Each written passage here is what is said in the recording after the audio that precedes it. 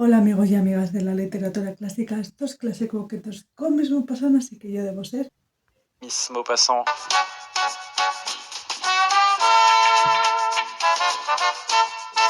Bienvenidos a un vídeo muy especial. En esta ocasión vamos a estar discutiendo los orígenes de la novela y los relatos en partes. Vamos a ir por partes del misterio.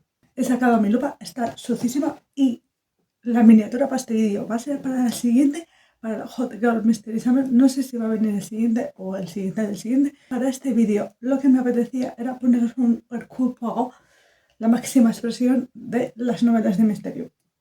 He sacado mi lupa, la teníamos por casa, no la he limpiado, está sucísima, con esto no se ve un carajo. No hace falta porque tengo muy buena visión. Así que vamos a empezar. Esta mañana estaba buscando algo ligerito y me apareció un vídeo muy curioso, los orígenes de la novela de misterio, en inglés. Y cuando me refiero a esta mañana, es entre hoy y hace 3 semanas, porque yo tardo esto un rato largo a escribirlo a mano. Como justo estaba haciendo el Hot Girl Mystery Summer, que es la razón por la que me he estado leyendo un montón de novelas de misterio, ha sido un verano muy misterioso y en general no es que me esté saliendo demasiado bien, pero como justo estaba en medio de eso, sigo ya casi la meta final, no había mejor momento para que me apareciese ese vídeo. Y quizá hay que empezar a darse cuenta que una voz melosa y un fondo bastante Dark Academy, con estas plantas tan frondosas, esas maderas tan oscuras, ¿no? Ese contraste que a mí, y los libros obviamente, a mí me recuerda muy Dark Academy, no hacen que una persona esté informada de lo que te va a contar. Y es una pena porque alguien verá el vídeo y dirá que los orígenes en Occidente están en la novela de Wilkie Collins, La piedra lunar. Y no es como si hubiese grabado ese vídeo hace 20 años, ¿no? Que no hay el tipo de información que tenemos ahora. Y quizá lo que ella quería, la chica de este vídeo, no voy a dar nombres, era contarnos que la novela de Wilkie Collins estaba basada en un caso real y contarnos ese caso real. No lo sé. Pero información cero, veracidad cero y, por favor, señora, tómese un minuto para informarse. Defraudadísima con la profundidad de búsqueda de la muchacha, que ni necesitó aguantar la respiración para sumergirse, porque hacía pie y de sobra, y siendo que una de las cosas que nos enseñan las novelas de misterio es a investigar, tardé 10 minutos, así, mira, lo marco muy grande, 10 minutos, en inglés, porque la pereza de la youtuber no tenía cabida, no daba lugar, de verdad, por favor. Y he sacado muchísima información de una página llamada Interesting Literature. A short story of detective fiction. Y con el objetivo de traeros la información detallada, voy a mirar cada una de las obras que menciona las más principales. Había un montón. Para trazar el mapa del género más escurridizo, el del misterio.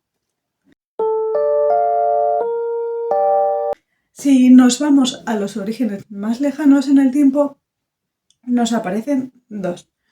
Y uno de ellos está mencionado en ese vídeo, solo uno. Porque claro, ¿para qué vas a ir en profundidad tú? Por un lado tenemos la historia de las 3 manzanas, que era la que cubría esta chica, que forma parte de la recopilación Las 1001 noches, y el cuento popular persa, por otro lado, Los príncipes de Serendip. Y pues vamos con las 3 manzanas. Un pescador recoge un cuerpo del río. Digamos que la cabeza y el cuerpo de la señora encontrada ya no forman un único ente. Y el gobernador a cargo dice algo parecido a: vamos a estar encarcelando a inocentes que nos apetezca hasta que aparezca el culpable. Y aparecen un joven y un viejo. Respectivamente son el marido y el padre. Y el marido contará una historia un poco inverosímil de lo que pasó. No se investiga nada, no se deduce nada, ni siquiera nos dicen efectivamente esto es lo que pasó. No pasa eso. Por lo que el verdadero misterio aquí es: ¿quién es esta señora? ¿Quién la pasó? Como va a ser la primera novela de misterio, una que no resuelve nada. Ese es el verdadero misterio. La mayoría de estas obras he tenido la posibilidad de escuchármelas por audiolibro y en esta casi un cuarto de todo lo que son las tres manzanas te pasa con otra historia, que esta es la de las tres manzanas, ¿vale? Con otra historia no tiene nada que ver, muchísimo más larga y muchísimo más enrevesada, a la que no presté la atención debida porque sabía que no tenía relación, se estaba yendo por las ramas, dije, ¿esto qué es? No daba lugar. Entonces, corto y escueto, descartamos. Nos vamos con la opción número 2, con algo más antiguo, Las mil y una noches del año 1000 aproximadamente, no estoy muy segura. Es la única que no tengo fecha mirada, porque en esta aproximadamente no hay fechas, pero el imperio persa va del 550 a.C. al 330 a.C. Y vamos a visitar al cuento popular Los tres príncipes de Serendipia. Sí, de este cuento viene el término serendipia. Y sí, lo usamos incorrectamente. Para este término, el ejemplo más preclaro sería he acertado de chiripa en las preguntas tipo test porque no me sabía la respuesta. En este no os puedo contar más o menos de memoria, por lo que os lo tengo que transcribir porque es un poquito específico. Tuve un problema con esto, mea culpa.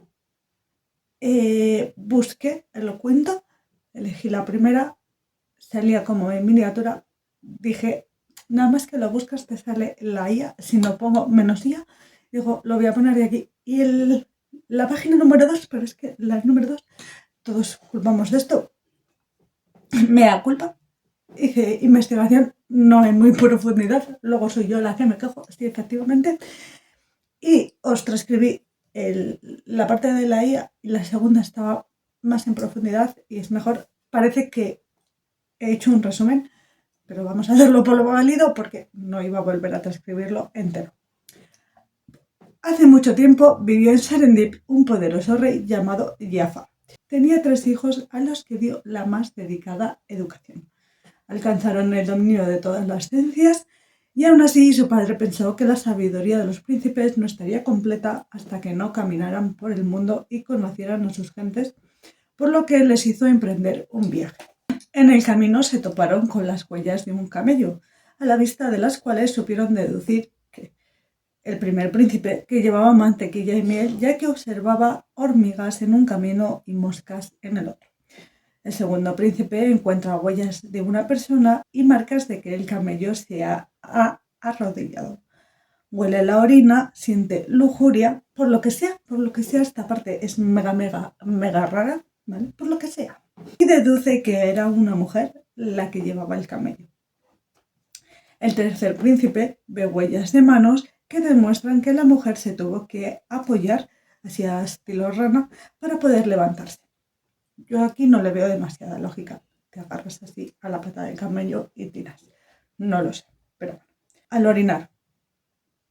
Entonces se ha tenido que apoyar para levantarse al orinar, lo que le lleva a deducir que estaba embarazada. Estos ejemplos son un poquito más largos. La sagacidad de estos 3 príncipes no tiene fin.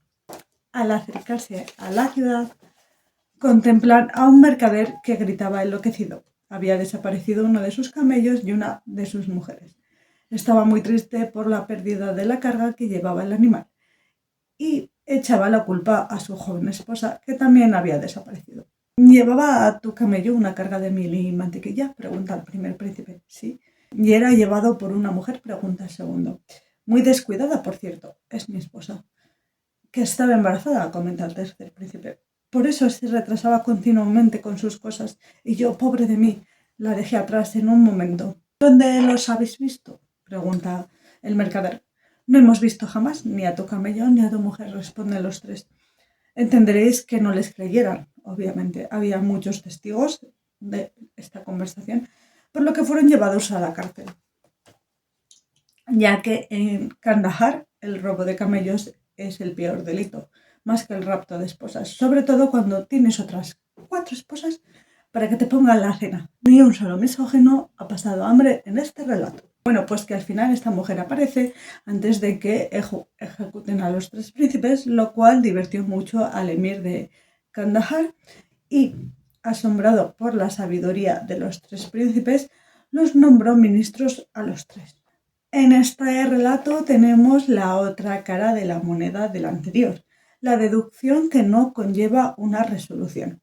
No sirvió para encontrar al camello ni a la mujer, solo era una muestra demasiado chiripesca de lo muy inteligentostos que eran. ¿Cómo va a ser este el primer relato de misterio cuando te quedas con un ¿para qué? En resumen, uno tendría que juntar las dos historias y una vez amalgamadas, uno ya tendría la primera historia de misterio. Esto era una vez un pescador que del río sacó un camello cuya cabeza ya no formaba parte del conjunto original. Puntos suspensivos. Ahora, fuera de bromas, en la página donde he sacado toda esta información, dice que entre medias está la clave. No que mezclemos las dos, sino que nos vayamos temporalmente a mitad, no exactamente, pero nos vamos a visitar Edipo Rey, la primera historia de misterio de Sófocles, escrita antes de 1429 a.C., año de su primera representación. No se sabe exactamente la fecha de publicación, porque no se publicaba precisamente. Sófocles decía, esto ya está terminado, y estaba terminado. Porque en medio no está, pero bueno, nos vale. No me matéis, que aquí el muerto siempre es otro. En este caso, el muerto es el póstumo rey de Tebas. Extiende una epidemia en el reino de Tebas y Edipo, como rey, manda a un ciego a hablar con el oráculo y preguntarle, oye, ¿por qué está pasando esto? 100% ciencia, ¿vale? Es científico. A tope. Lo del ciego es circunstancial. No tienes que ser ciego para hablar con el oráculo, es más, es el adivino. Tampoco hay que ser ciego para ser adivino, pienso, ¿eh? Creo que ayuda en terminología griega, seguramente, ¿no? Sabéis lo irónicos y sarcásticos que son. Que además estaban tan avanzados, es todo tan ciencia que cualquiera sabe. Vuelve el ciego y le dice, el oráculo me ha comentado que hasta que no se resuelva la de suscripción anual a seguir respirando de tu predecesor en el cargo, va a seguir pereciendo la gente como moscas. A lo que Edipo le contesta, vaya, qué complicado. ¿Qué le pudo pasar? Pues mira, le dice el adivino ciego, está hablando ahora mismo conmigo y vive de forma muy deshonesta con un familiar muy cercano. Edipo, qué complicado es, que ni me suena. No sé de quién me estás hablando ahora mismo, no caigo. ¿De qué me hablas? A lo que el otro le contesta, yo seré ciego, pero tú eres gilip. Bueno, todos sabemos que Edipo acabó con su padre y se casó con su madre. Es Vox Populi. Se nos deja transcrito desde las primeras escenas. Y uno pensará que tanto la madre como el hijo han recibido sendas coces de burro, por lo que se han quedado amnésicos. Esto yo también me lo planteé al inicio de la historia y pues no es así. El padre de Edipo recibe la profecía, tu hijo acabará contigo y se casará con tu mujer. Por lo que el primer y único hijo engendrado lo mandó al otro barrio en barca. Bueno, no. Los que tenían que hacer el trabajo, bueno, mira, es que es exactamente la sinopsis de Hércules de Disney. Habéis visto todos Hércules de Disney, yo que os voy a contar ahora. Por lo que Edipo crece pensando que un campesino es su padre. Punto final. Es que es Hércules de Disney.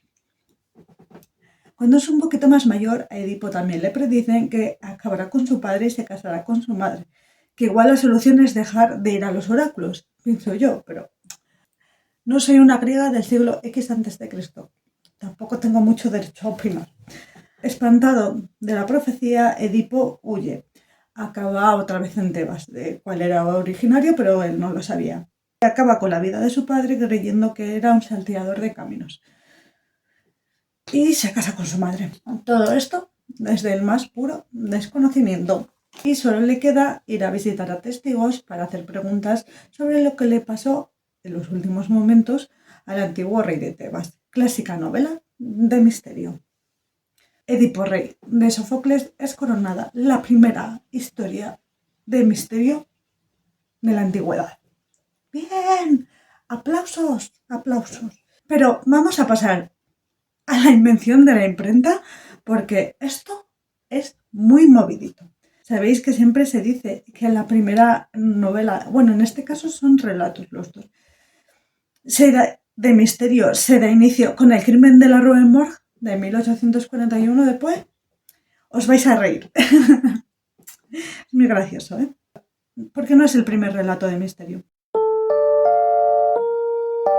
Y ni siquiera tenemos que salir de Europa para encontrarlo. No me he tenido que ir a la Indochina. Estoy hablando de Mademoiselle de Scudéry de Etta Hoffmann, escrito en 1819. O sea, 22 años antes. Esta ha sido una historia muy difícil de encontrar.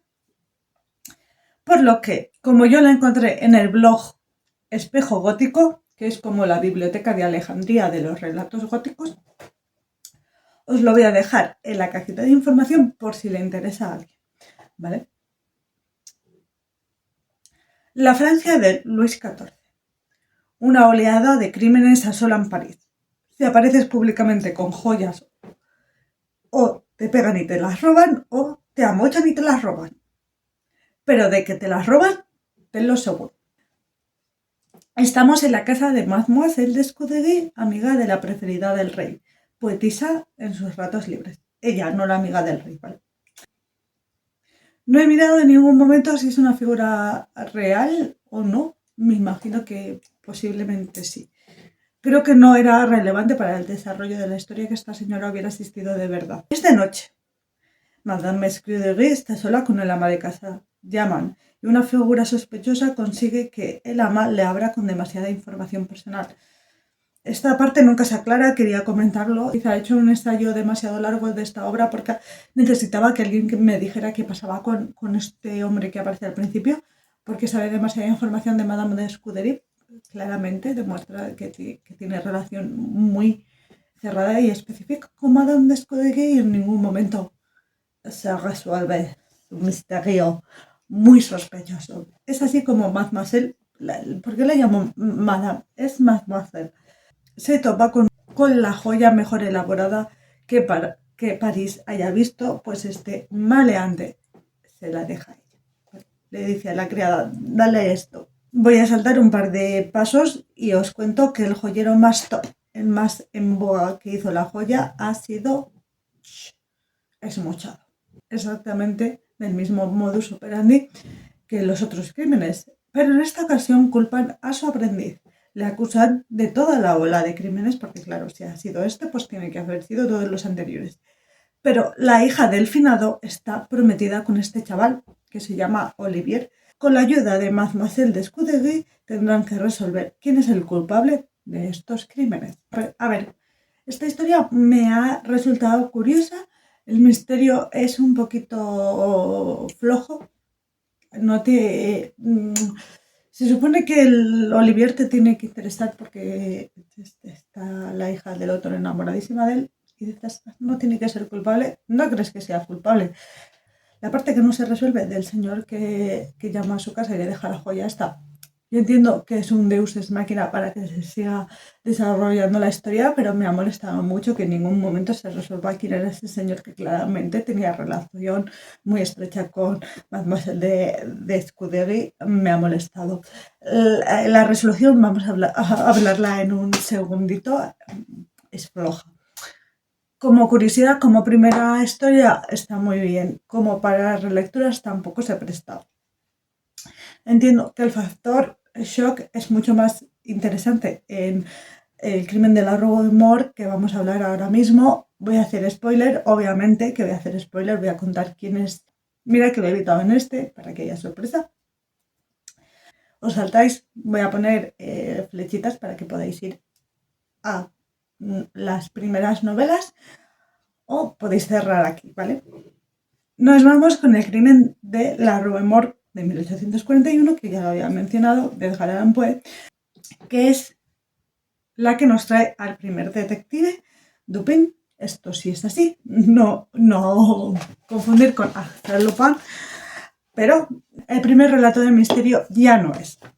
Os voy a ser sincera, la investigación anterior es muy flojita, porque aparece alguien que dice, ah sí, yo vi quién era el malhechor, y todo el mundo lo cree. No hay ningún tipo de resolución mucho más allá.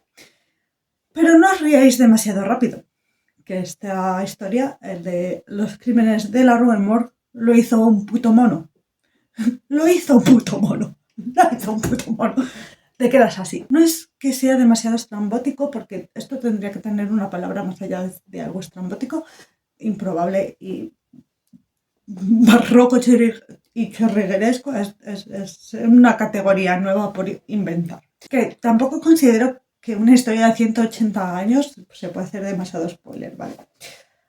Dos mujeres aparecen suscritas a la vida en una de las calles más populares de París. La extrañeza del caso hace que sean necesarias las dotes detectivescas de Dupin. Hemos repasado las primeras historias de misterio, los primeros relatos y nos vamos brevemente, pero muy brevemente, con las primeras novelas, porque La piedra lunar es el que no me he leído, no me apetecía, tampoco es que me daba tiempo, no iba a dejar otra semana este vídeo sin hacer. Y os voy a leer el prólogo que hace un Ertzaintza, que es la policía específicamente del País Vasco, porque si no lo sabéis, tanto el País Vasco como Cataluña tienen su propia policía. En un caso son los Mossos d'Esquadra, en este es la Ertzaintza. Y el que escribe el prólogo de mi libro El misterio de Notting Hill es Ertzaintza.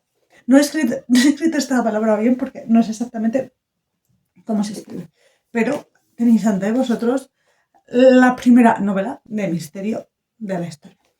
Estoy hablando del misterio de Notting Hill de Charles Warren Adams. Yo os voy a leer un poquito porque tiene un prólogo que me gustó mucho y unas guardas chulísimas con su venenito. La década de 1860 marca el despertar de la novela policíaca.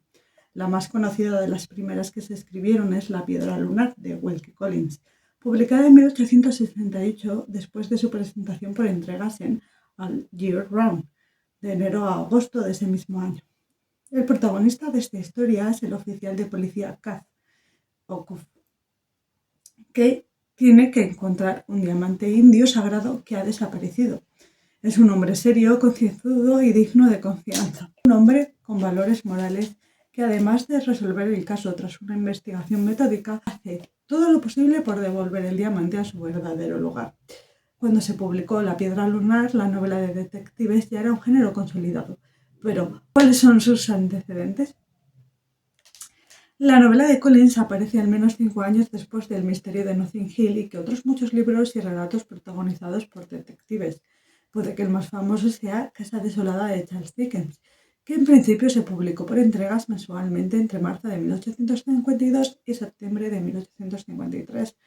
Casa desolada nos presenta al inspector Bucket del cuerpo de detectives, un personaje maravillosamente descrito que se desliza por el libro con la misma facilidad con el que se escabulle por los entresijos del oscuro y peligroso Londres victoriano, indagando en los bajos fondos, observando, pensando antes de actuar y haciendo en suma todo lo que haría un auténtico detective. Se inspiró en gran medida en una persona real, el inspector Figgis.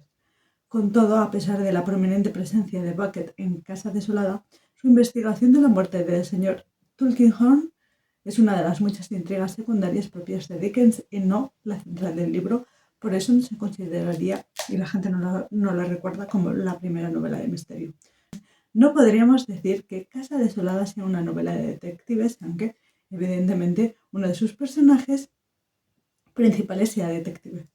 Y os voy a hablar un poco brevemente del misterio de Notting Hill, que he tenido la posibilidad de leérmelo, ¿vale? No es que el de Wilkie Collins no me apeteciese, es que tiempo físico no tenía yo para tanto. Esta novela como misterio no es muy buena. Es un caso demasiado barroco. En un principio me pareció muy interesante. Es una historia que bebe mucho de los folletines estilo Wilkie Collins, sin que tengas, iba a decir je ne sais quoi, todos sabemos que es mucho enredo, muchas sorpresas, mucho giro de guión, el je ne sais quoi de las novelas de Wilkie Collins y de otras historias de folletín. Dícese de los misterios de París, por ejemplo. Pues, este es un misterio, elige tu propia aventura, pues no está del todo cerrado, ¿vale? En ningún momento se dice esto fue lo que pasó. Claramente se deja que decidas un poquito tú. Y el protagonista es un detective, corredor de seguros, que se toma unas molestias como si la empresa fuese suya y ha habido una desuscripción a la vida. Y el protagonista tendrá que investigar si es fraude o no, porque tenía un seguro muy elevado, tiene que pagar mucho dinero. Entonces hay que investigar si le pagamos o nos lo podemos ahorrar. Y es un trabajador que se toma unas molestias como si la empresa fuese suya y tuviese que pagarlo de su propio bolsillo. ¿Vale? El resumen.